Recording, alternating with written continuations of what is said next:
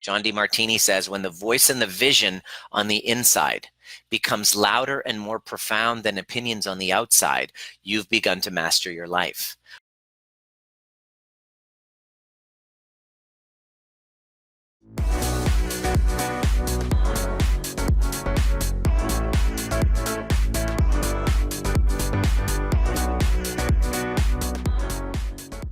Check. Here we are. We are here. I would like to put on a song. I don't know why, but I'm really inspired to put on a song that just gets you all set up for, here we go. Yeah, here we go. I have no reason. We're talking about complaints.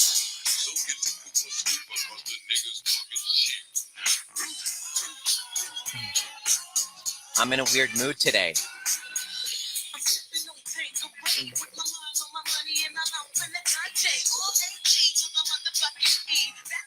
Anyway, just wanted to start off with a little bit of vibe. Just, I don't know why I'm in such a upbeat mood. I think music is a big part of it.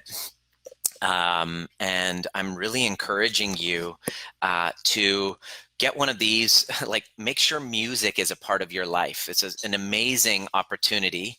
Can you complain about my rapping? Yes, Stephen. You can totally complain about my rapping anytime.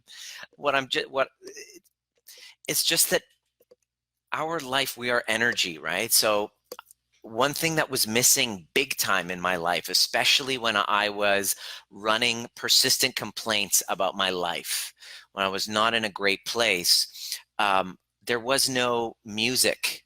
I just used that as an excuse to disengage from life. And what I'm asking you to do is to put music into your life. What kind of music? Well, right now, especially if you've started working and just kind of like gone into this work with us and you've attended some of our live events, or even you're, working with us, what songs bring you back to your childhood? What songs bring you back to that feeling of, like that song was like 90s hip hop. When I listen to 90s hip hop, like I'm loving it. I'm watching Michael Jordan's documentary on Netflix, and I'm loving it, especially the music. I start to feel differently when I'm listening. I'm just like invigorated. And there's a third dimension of energy, of feeling, of emotion when you have the right music. What kind of music? I'm going to ask you, what kind of music can you put into your day that completely shifts your intentions, shifts your mindset, shifts how you're feeling in your body? My suggestion is something that I do consistently, just to be a little bit of a dork. I will put on a song, and this is before, when I was single, it was just me and my dog Lucy. I would put on a song and I would start dancing for Lucy. Now I'll put on a song and I'll dance for Diana. There's this one really great song that I absolutely love. As soon as I turn it on and I start getting down into it, she starts smiling. And now what's happened is, if you bring music in and you start like playing with it, Boys to Men, exactly, Samantha, totally. So if you were to put on, check this out, watch this, Samantha, put on a Boys to Men song and start singing along and engaging. And what that's doing is so powerful for your nervous system. You're actually dropping into your body, and now you're playing with curiosity. You're playing. Music is play, especially if you're a dancer. Dance is making your body an instrument for the song. In other words, in order for you to dance, it requires that you drop into your body and you engage with the present moment. That's why we love watching children. Just go on, look at look at a bunch of videos watching children dancing, and just imagine that. You turn on a song, like I watch my niece and nephew turn on a song and they start dancing. We love watching it, because it is play, it is engagement, it is curiosity.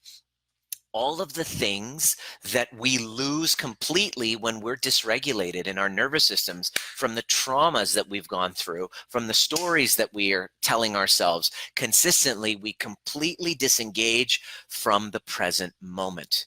And so having music, playing music and putting that on, like, it has an impact. Like, let me show you, like, it's very powerful. Like, I don't care if this is me from my kind of childhood.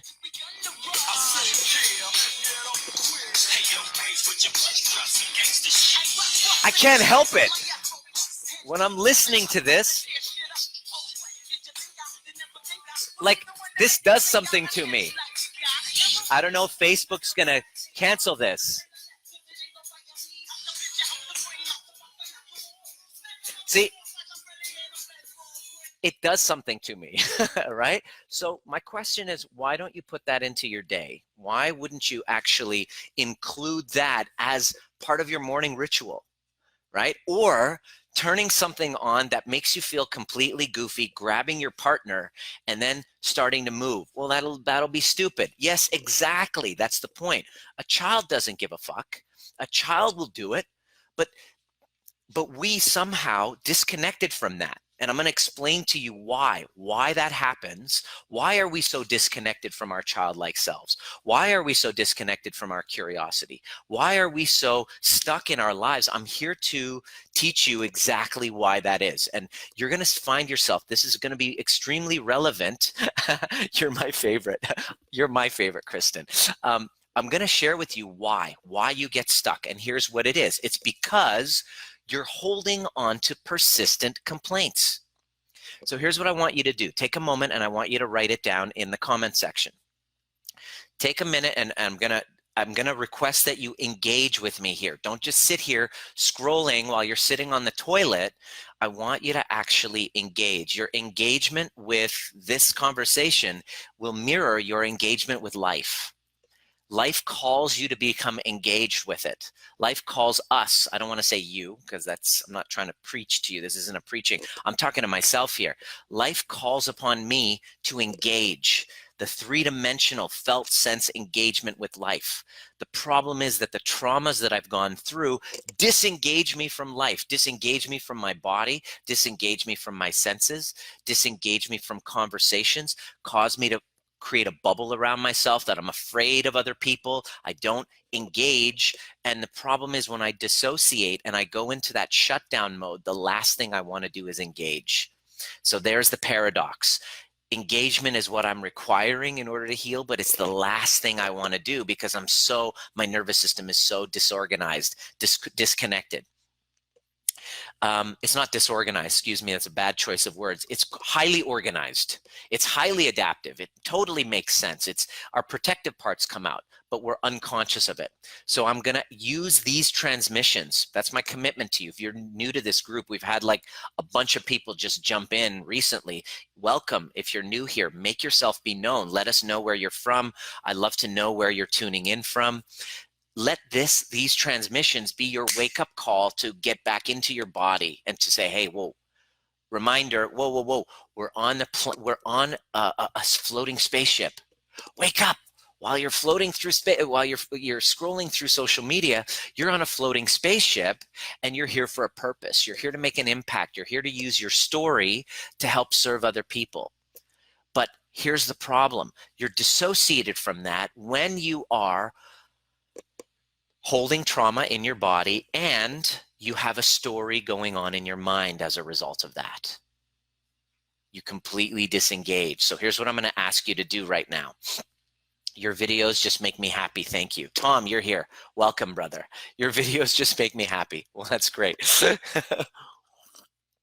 I'm here to drop a little bit of kind of truth and a little bit of, I'm here to help you open your heart. Because if you show up with an open heart, the world is your oyster. If you show up with an open heart, the world is your oyster. How do I open my heart when I'm just in so much trauma and so much pain in my body because of old stories? Here's the biggest problem is we have persistent complaints, okay? And I just did a podcast interview right now. The reason why I'm having this conversation with you right now is because I just had a podcast interview that blew my fucking mind. It's with a woman. Her name is Debbie Silber. Look her up. She's got a little following on Instagram, Debbie Silber. She talks about breakthrough, from betrayal to breakthrough. In other words, she helps primarily women who've been dealing with betrayal in their relationships. So like her target market is women who've been betrayed in relationships. And so I had an interview with her, and it was so freaking interesting. I can't wait for this podcast to come up. I'm definitely going to drop it into this group. Every podcast that I do, I'm going to drop it into this group. It's all just amazing conversations that are designed to awaken you out of your slumber of victimhood into your power, where you can actually create and design your life. I've always said that if you can widen the gap between stimulus and response, something happens. Instead of becoming reactive to it or shutting down like a deer in headlights, like most of us do, if we can stretch that space between stimulus and instead of react, we can actually respond. If you're able to widen that space, which is what I teach to people all over the world, widening that space between stimulus and response, you now can design and create your life. To do what? Well, to have healthy relationships, because every relationship breakdown you've ever had is because that space between trigger, stimulus, and response doesn't exist, and you've reacted. That's the only reason why the relationships that you've had with mom, dad, with partner, whoever, haven't worked. Because if you had that space between stimulus and response, you could resource yourself. You could see other people's behavior through their wounds, and you don't have to fall victim to it. You know, I can go to my mother's home, and when I'm talking and then she interrupts me with her own thing, and she's just not listening, and she doesn't take feedback, and that drives me fucking crazy, and I just want to scream because my 5-year-old self just wants to be heard by my mother. The adult, the awakened inner parent within me, can now resource and see myself, and then see a mother of mine who is stuck in her own wounding, who's stuck, unable to truly see herself, who's constantly looking for external validation, and terrified and unable to receive criticism in an empathetic way. So if I can see that, then I don't have to be a victim to it. Okay? So this is what we're here to learn. I'm just giving a background for you if you're brand new to this community. It's a badass community of people. And the reason why I love the people here so much is because instead of making mom wrong and dad wrong and ex wrong and pointing the finger and putting blame, which is what most places do, even psychologists will recommend you do that. We're all here to take responsibility, not blame, but responsibility for those triggers. And when you do, your healing expands, your power expands, you're able to emotionally regulate yourself. The relationships in your life that have open loops start to heal. You then start to feel a sense of purpose. You're like, oh, now I know what my purpose is. Why? Well, I didn't know what my purpose was when I was putting on a mask and trying to be good and trying to please other people and to try to be liked. And of course, I don't know my purpose when I'm like that. But when I'm grounded into myself and connected with my pain and friends with my suffering, this is new concepts for many people that are scary because they don't want to go there. But when you're actually courageously going there, you're now grounded in your body. You have that powerful voice. You can speak authentically. You can do, set a boundary. Oh my goodness, no, that doesn't work for me. Woo, scary because I have to deal with the feelings of guilt. No, but you'll be able to do that more readily. You'll be able to have power. You have freedom. You're able to fully express yourself. So today I wanted to share, because this came up in my interview earlier with Debbie about from betrayal to breakthrough. Excuse me, life beyond betrayal. Like, came up with a very big concept. And she said this, she said, many people won't heal from this. Many people won't heal from that story of betrayal. Think about it. Something that has gone wrong, something that you have a persistent complaint about. What I'd like for you to do, hey, Craig, you're from That's perfect. What I'd like for you to do is to think about a persistent complaint you've had. Okay? Write it in the comment section too. I want you to play along with me. It could be anger or resentment towards an ex, towards your mother, towards your father. Like, what's the persistent complaint thing that you've been complaining about? And I want to take you through this concept, and it's going to blow your mind. By the end of this call, by the end of this transmission, you're going to look at the thing you wrote down, because I want you to write it out, because this isn't just a spectator sport. You got to engage with it. Write down a persistent complaint that you've been, MC Hammer, write down a persistent complaint that you've been holding on to. Let's do it right now. So for you, it could be, you know what, I'm not making, I'm not reaching my potential in my work. That's a persistent complaint that I was telling, is that, people aren't just getting it. When I was a chiropractor full-time, I would constantly tell the story, these patients, they're just not getting it. They're not getting the big idea. This was a big persistent complaint that I had. In my relationships, a persistent complaint that I would consistently have nonstop is that women are just so needy. Oh God, women are just so needy. I'm tired of fucking needy women. That was a story, a persistent complaint that I've been running for a very long time. Been complaining about how crappy anxiety makes me feel. Yep, that's a persistent complaint. I'm not getting enough from the unavailable people I keep choosing. Lauren, thank you for sharing that. Okay, good. So now that you've written that out, here's a little breakthrough that I would like to offer you, okay? So there are 4 main reasons why we will hold on to these long-standing complaints. 4 of them, okay? There are 4.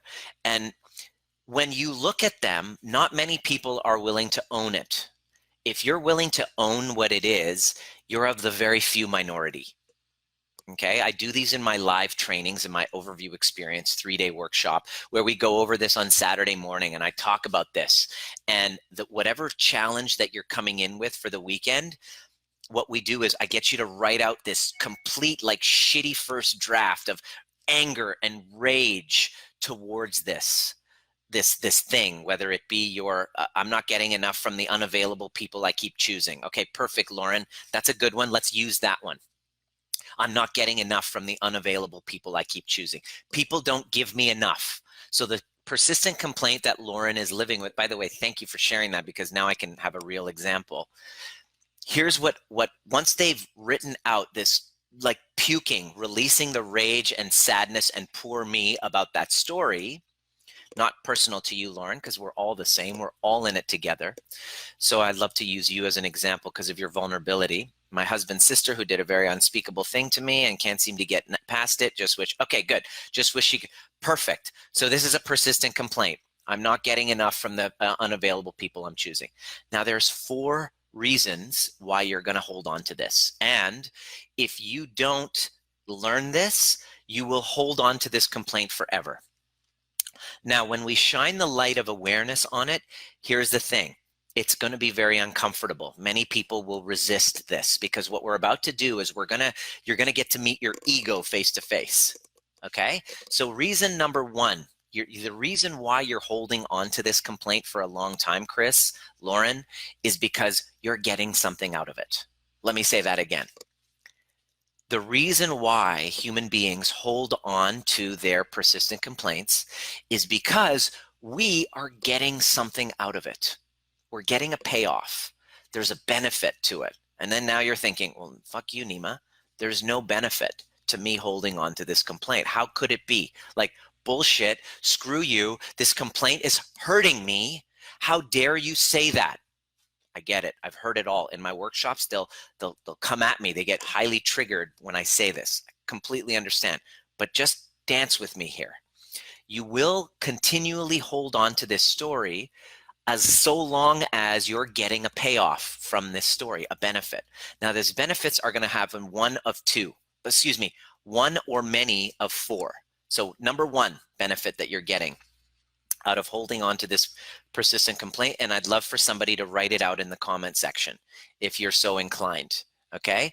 Number 1, I'm not regimented, it's all on their terms. Good one, Sarah. Okay, so number 1, You get to justify where you're at, where your position is, and invalidate the other person. Let me say that again. Please write it out. Number one, payoff for this persistent complaint is you get to justify the position that you're in, your level of success, your situation, your shitty situation. You justify it, and or you invalidate the other. Justification of where you're at. So as long as I'm holding on to this, as long as I have a side payoff of justifying where I'm at, you know what, I'm justifying where I'm at. I haven't gone further in my life. It's because of the anxiety, Samantha. I haven't really stepped up into my greatest potential and stepped up to my calling. It's because of this anxiety I can't get rid of. That is a payoff of holding on to the story. You get to justify where you're at and invalidate the other. Let me know if this resonates for you. Okay? Attention, ability to play the victim role. Good one. That's one. So you're justifying where you're at, invalidating the other. That's number one. Number two, payoff. Why we hold on to persistent complaints. Number two is you get to avoid all responsibility and you get to blame the other. Number two is you get to avoid all, you know what, that person completely cheated on me. And we work a lot with people who've been struggling with betrayal and infidelity. And the person who's going around telling the story, oh, they're a cheater, they're this, they're that. This isn't a blame game. But one of the payoffs that you're getting by persistently going off and telling your victim story is that you get to avoid all responsibility in the disconnection. It couldn't have been anything to do with me, 0% my responsibility. I haven't been attuned to my partner. No, by the way, please understand, I'm not justifying infidelity. I'm just saying, so long as I hold on to my victim story and persistent complain about it, one of the side benefits that I'm getting is that I get to avoid responsibility and I get to put entire blame on the other person, which is what our childlike self wants to do, which is our immature, emotionally immature side that doesn't want to grow up, that doesn't want to take responsibility. Peter Pan syndrome for men and Tinkerbell, whatever syndrome, I'm not sure what it is. There's a female version of Peter Pan syndrome. I'm not sure what that is, but Peter Pan syndrome, which is I don't want to grow up, classic avoiding responsibility, blaming the other. Okay? We see this a lot with men who are, you know, in their 30s, 40s, still, you know, blaming mom or whatever. This is avoiding responsibility and blaming the other. That's payoff number two for your persistent complaint. Most of the time, excuse me, these payoffs are completely unconscious. It's a blind spot. You're not even aware of, and your ego doesn't want you to admit it. In our programs, when we're working with people, when they realize this, it's like a like if I'm talking right now and what I'm saying is bringing up a feeling of then you know you're healing, because the truth is very triggering and it really hurts, and your ego wants to I've lost the same 20 pounds 4 times. Good one. Your ego wants to block the truth because it's too painful. So as I'm telling you this, you're going to have little light bulbs go off and it's going to be like, oh, fuck. Then you know you're healing. That's what healing is. It's the truth will set you free, but first it will burn a hole in your soul. That's what I'm trying to do here. So payoff number one is you justify where you're at and invalidate the other. Number two is you get to avoid responsibility.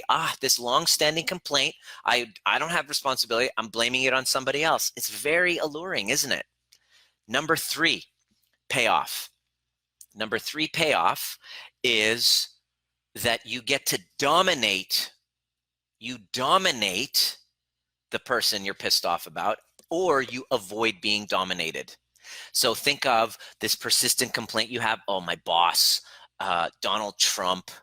This is a good one. People who are like heavy duty, far right conspiracy theorists or far left leftists, people on both sides of the equation, like on the extremes in this entire spectrum of leftists and rightists, like conspiracy theorists on the right, left kind of like socialists on the left, both extremes, this is exactly the strategy of their constant non-stop complaining, is they get to dominate when they feel dominated, or they avoid domination. If you are constantly feeling disempowered from an ex-partner that you feel betrayed with, you're giving away your power. You're not able to see through their wounds. You haven't healed your own wounds. You haven't been able to see through their wounding that caused them to behave the way they did. What'll happen is you'll feel disempowered, and you'll feel completely like at a loss of all power.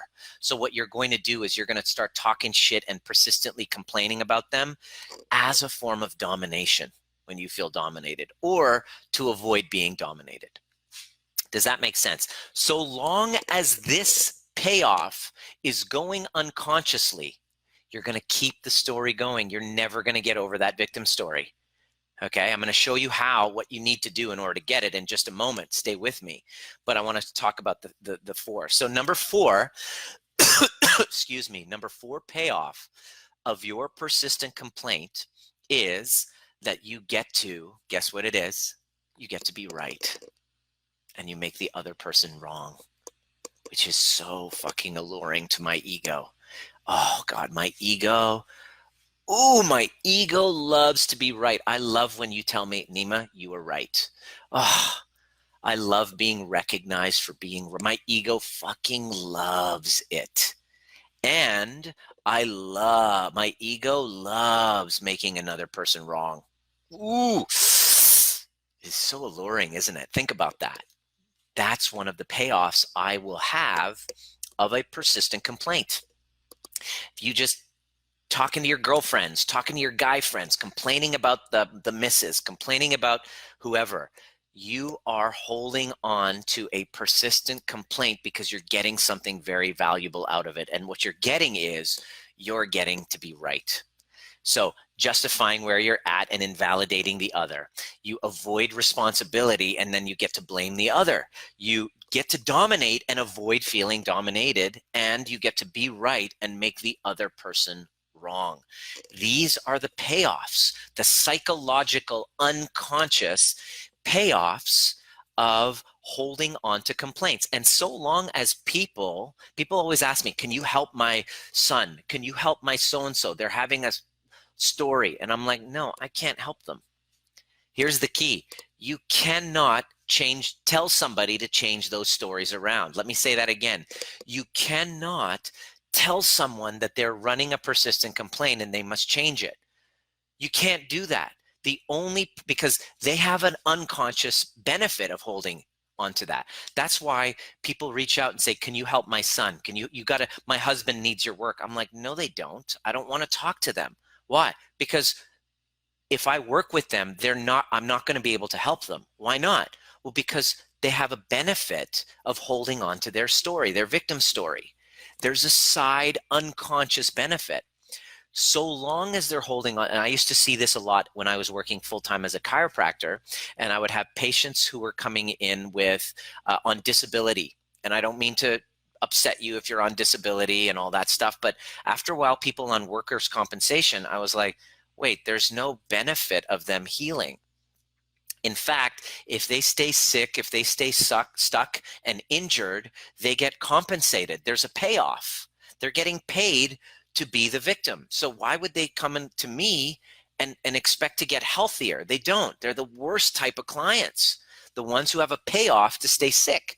And I'm just going to work and just adjusting them. And I'm like, I don't want to work with these people. So I was like, I don't care about the money. I don't want to see patients that are on a disability and they have a unconscious motive to stay sick. Now, sometimes there's exceptions to the rule, of course, where people are like, they truly want to get better. And so in those cases, I'll make the kind of adjustment and see them. But here's what I would notice. Patients would come in with a car accident.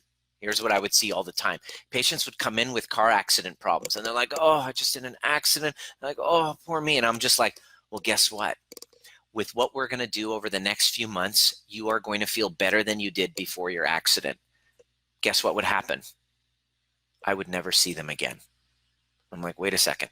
Somebody else is paying for your care to come in so that I know just by your x-rays and your patterns, and if you do the work that I'm telling you, in the next 3 months to 6 months, you're going to actually not only be you're going to actually feel better than you did before the accident.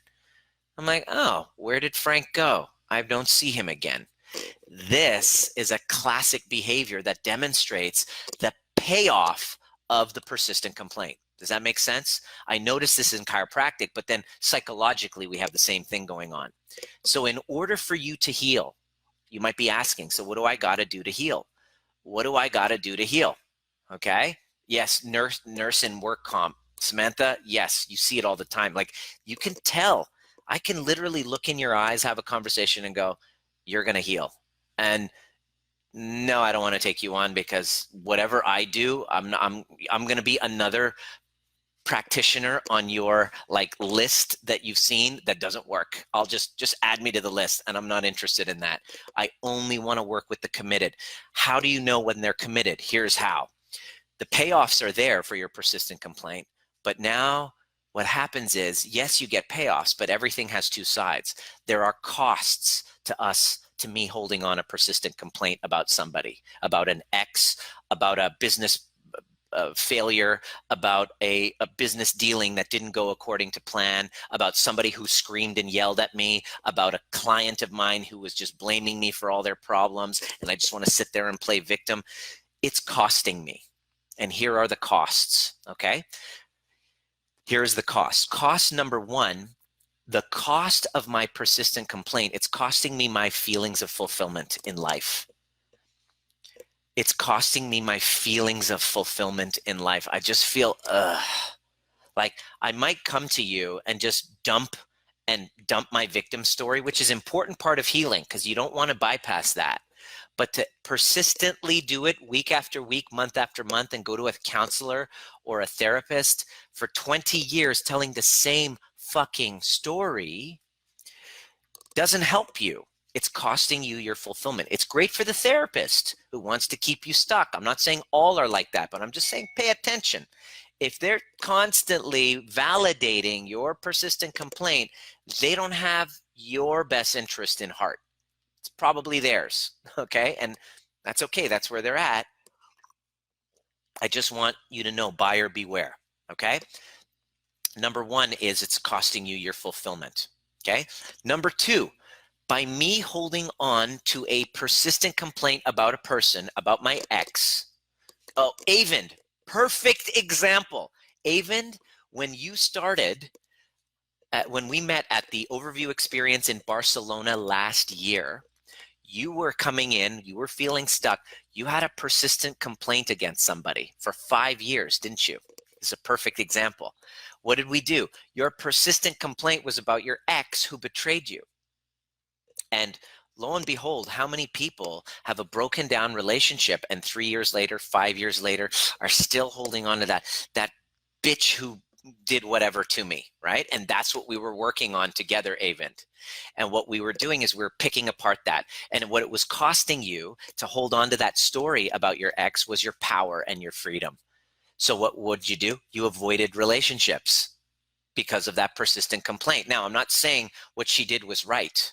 Right? Correct? I'm not justifying what she did was, yay, Nima's going around justifying that it's okay to go off and betray people. I'm not saying that. I'm saying the future hasn't been written yet, but the past already has. And the past has determined that your girlfriend, Avind, chose over a weekend to do what she did. And for the last 5 years, you've been holding on to this persistent complaint. It's fine, but you're here to heal. And what you've observed is that you have some benefits. Well, you got to avoid all responsibility, didn't you? About what happened. It's all her fault. Blame her. You get to dominate her because she's the bitch. and you can avoid being dominated because you felt so powerless about the whole thing. You get to be right and make her wrong. Very alluring. But what you were noticing is that your life was getting smaller and smaller, and you weren't really out interacting and engaging with people and really sharing your gifts because you're holding on to a persistent complaint. It's costing you your fulfillment. It's costing you your power and freedom. The third thing it's costing you is your health and your vitality. It's costing you your health and your vitality. And I would see this again and again in my chiropractic practice, patients coming in with persistent complaints physically that I was like, 5 years ago, divorce, they're still holding on to their resentment. And that's costing you your health. I can adjust you chiropractically until you turn blue and bruised all over. But if you still go home and you're holding on to that persistent complaint, nothing that I do, no healing modality is actually going to work. And that's why the work is heroic to me, to those people. Is like, I'm going to go after those resentments. I'm going to go after those complaints. I'm going to go after those grievances instead, which is difficult work. The biggest obstacle is I don't want to go there.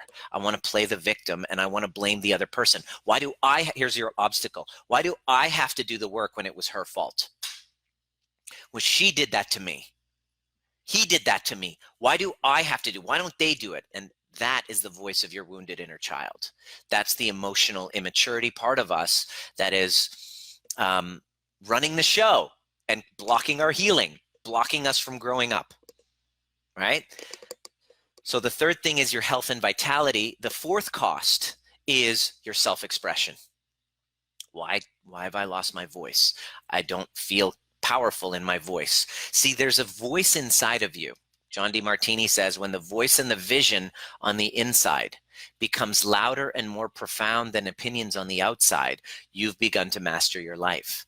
When you're able to dance like you don't, not dance like no one's watching, dance like you know there's a million people watching and they're judging you, but you don't give a shit, okay? That's self-expression. What blocks my self-expression is my persistent complaints, is my grievances. So whenever we're working with people, Samantha, like you just jumped in, Avon, you've been working with, first thing you do when you fill out your forms is, you know what? We're just going to go gangbusters over the next 90 days in healing all those grievances. Make a list of all of them for me. We don't have to go 20 years talking about them. Just make a list of the 5 to 10 things from your past that you don't want to talk about, that you wish didn't happen, that you're holding on to a persistent complaint. And then I teach you, using the overview method, how to go into them and feel them fully. Play the victim, go inside and heal those emotional wounds, come back and as a resourced individual, awakened and realizing that the person that you're complaining about is acting from their own unconscious wounds and you're not actually a victim. Healing takes minutes, like as an insight, but then years to reinforce that, to connect with that younger part of you that still feels unseen and unheard. You get to do that for you rather than waiting for them to apologize. I just want my mom to apologize and finally see me. Watch the training from last night where I talked about the fantasies that keep us emotionally immature. The fantasy is they will one day, I can get them to finally see me and hear me. That's a fantasy that you're wise to put aside in service of doing your own work. This is not a delegation thing. In a business, I can delegate the things I'm shitty at to somebody else. But in my own personal life and my own personal relationships, I must work at my weaknesses. And so that's really what it's about. So the costs of running these long-standing stories, the costs of them. Number one is it's costing you your fulfillment. Number two, it's costing you your power and your freedom. Number three, it's costing you your health and your vitality. And number four, it's costing you your self-expression. And there is one telltale sign that I use when I'm looking at myself, when I'm journaling and I'm self-assessing where I'm at, if I'm holding on to a persistent complaint. And here's what it is. When I lose my humor, let me say that again. Whenever I lose my humor, because I have a humorous, playful side to me, in case you haven't noticed. So do you. When I disconnect from that, that's my body giving me feedback that I'm holding on to a persistent complaint. I must learn to cultivate. That's what TriggerProof is all about. Cultivating self-assessment tools, self-awareness tools, just by being able to look in the mirror, listen to my voice, my posture, and to be able to know where my nervous system is at so that I can self-assess and self-heal, self-regulate, and co-regulate. If I lose my humor, when I've disconnected from humor, or somebody you know has been disconnected from their humorous, playful side, that's a telltale sign you're holding on to a persistent complaint. Does that make sense? Power and freedom. Number 2, power and freedom. Exactly. So long, here's the key component. This is the take-home point. So long as I'm unconsciously holding on to these payoffs and I'm unaware of what these complaints are costing me, I will forever be telling my victim story. I will consistently want to keep telling my victim story, poor me, to everyone, to gain that sympathy and a dose of dopamine, a hit of dopamine when someone says, oh, Nima, poor you. Oh, I'm just so sorry that you had to go through that. Oh, Nima, you poor thing. Oh my God, nobody should have had to have gone through that. And then my inner child goes, yes, thank you. And then I get that on the outside, which feels good in that moment. But the shitty part is now I become dependent on you to give it to me because I haven't yet learned how to give it to myself. That's the antithesis of healing. That's what blocks our healing. So it really comes down to your relationship with your younger self. Healing from those persistent complaints is about taking on the work of growing up within you, connecting with that inner child, learning how to get into the body, let those traumas move through your body, learning how to breathe. This is what I love teaching. That's really the foundation of being trigger proof. And it's a skill to learn. It's a thing to practice. It's something that's an ongoing thing. I'm trying to get you to make this a priority to learn so that you can then become the author of your life. Because if you don't, you're forever looking for somebody else to give it to you. You're forever looking for a hero to rescue you. I told Sam this yesterday because she's kind of struggling with something. And I'm like, look, you can't avoid this work. Nobody's here to rescue you. There's a younger part of you. There's an inner child. There's an abandoned younger self that's still in their juvenile state wants mommy and daddy to rescue, but you are the hero of your journey.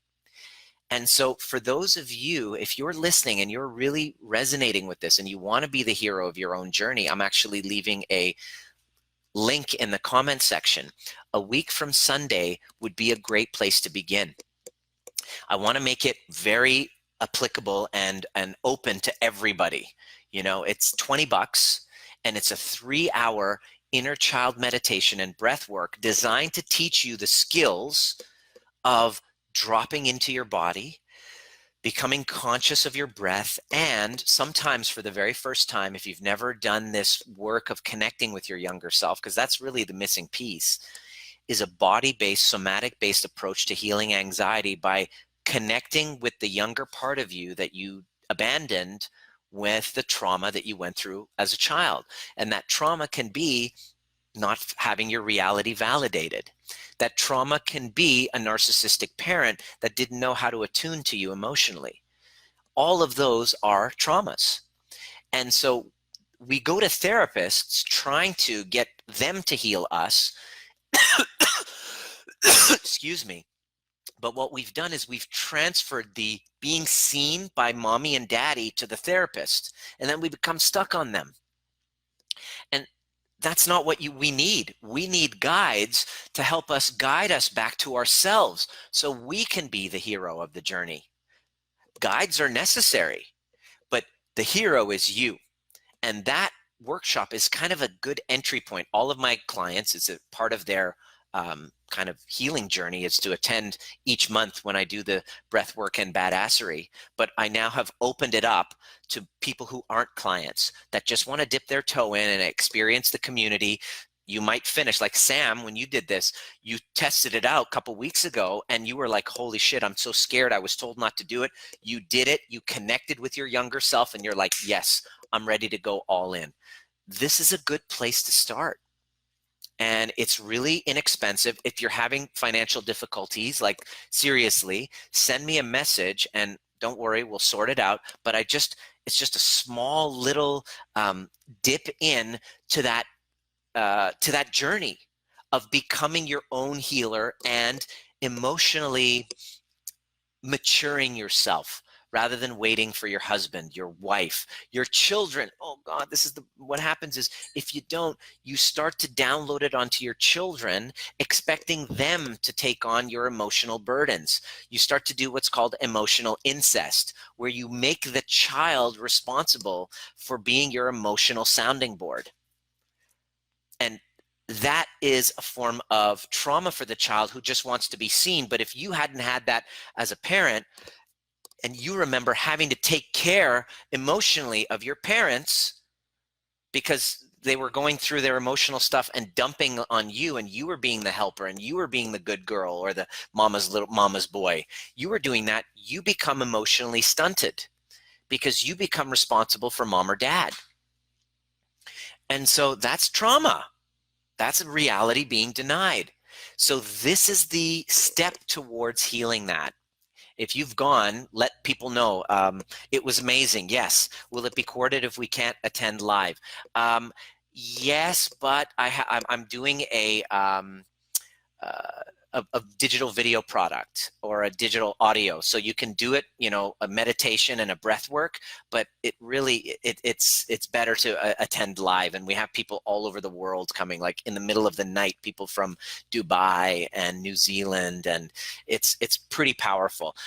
Lauren, if you can't attend live, I would recommend you DM me and I will send you a record. Like you can purchase a recording of the inner child meditation and the breath work. So it's done with music. You're encouraged to, you're not only breathing, but you're moving through any type of memories or whatever come through. You move it through your body, you cry it out. Sometimes there's incredible laughter. It's just repressed emotion just being released from your entire body. It's very powerful.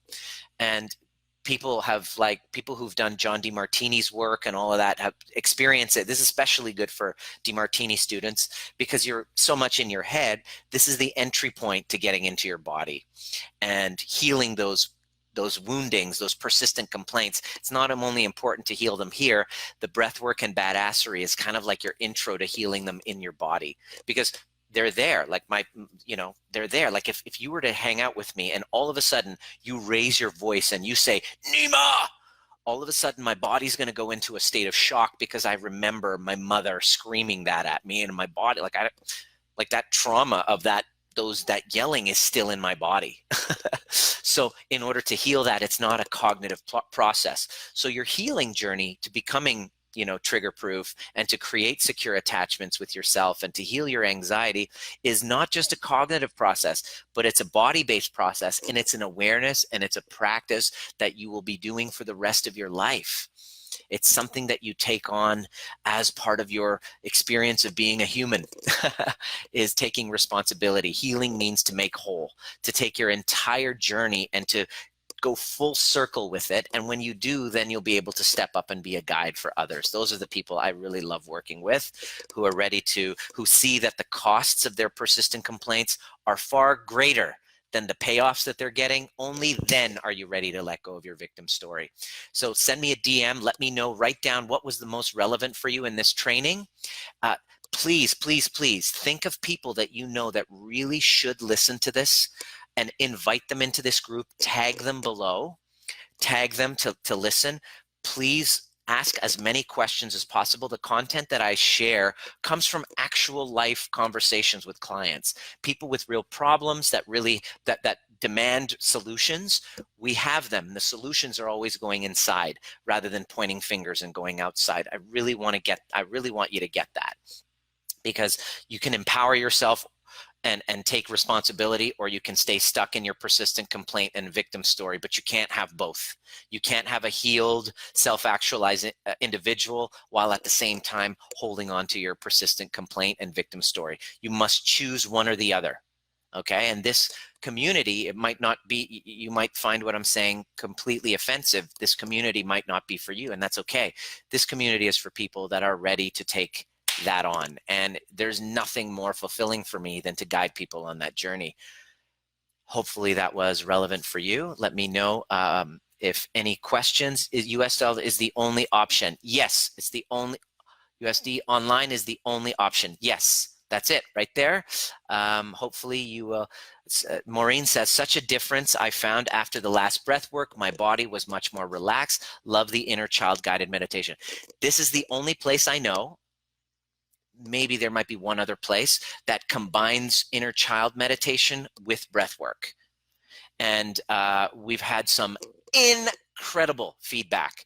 And so this is going to be at every single month, and this is for the community.